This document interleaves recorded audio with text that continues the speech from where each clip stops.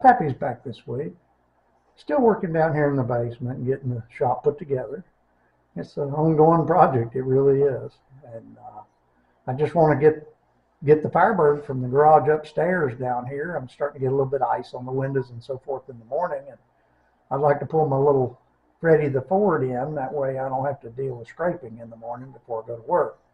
I leave in the morning at 6 o'clock. So with winter coming up, it's going to be a problem. So I need to get this basement cleared out to where I can at least get the Firebird down here. And then we can start working on it. But, I've been doing a lot of soul searching, and I love this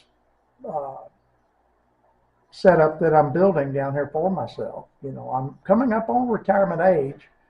To some people, a lot of people my age have already retired. I'm 65, and I still pull a 40-hour week for the county, and I'm going to for the next few years anyway, as long as I can. And then hopefully after that, I'll be able to enjoy, working full time down here. I don't know what's going to happen in the future, but we'll just take it one day at a time. I think all of us have those moments in time, or at least a dream moment of a situation that you may be in. And mine was this one out of American Graffiti.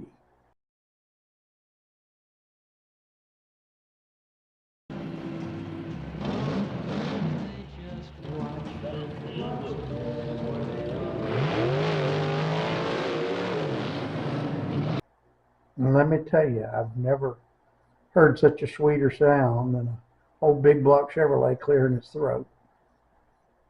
I have had a moment like that. I had another Firebird. It was a 78 as well. And it was just a basic old Avis rental car I'd bought from a roommate. He had pulled the 305 out and put a turbo 400 with that 455 that's right here behind me. He'd put that in it. And it still had the original 241 rear axle ratio, which was ridiculous.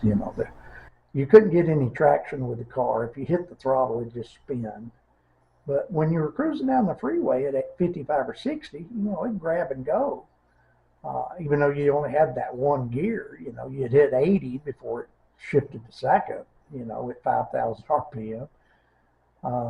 But it was enough to prove a point. A little Honda had pulled up next to me, and he revved his engine up, and I just kind of hit the throttle just like Harrison Ford did in American Graffiti, and it got real loud real quick. And I let it pull about a car length, and then I let off. And then he fell over in behind me, and he got off at the very next exit. But I looked over at him when I burped the throttle. I didn't even see him. I just saw his two hands holding the steering wheel, and I think I woke him up. But that was some good times. Well, that's it for this week. Next week, I'll go over a mentor, that I had. He's passed away in 2019. His name was Frank Oglesby.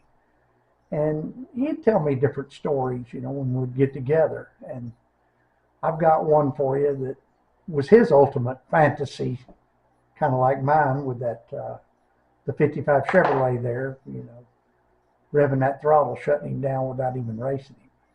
Well, what would a guy that's gone over 300 miles an hour in a car need to do for his ultimate fantasy?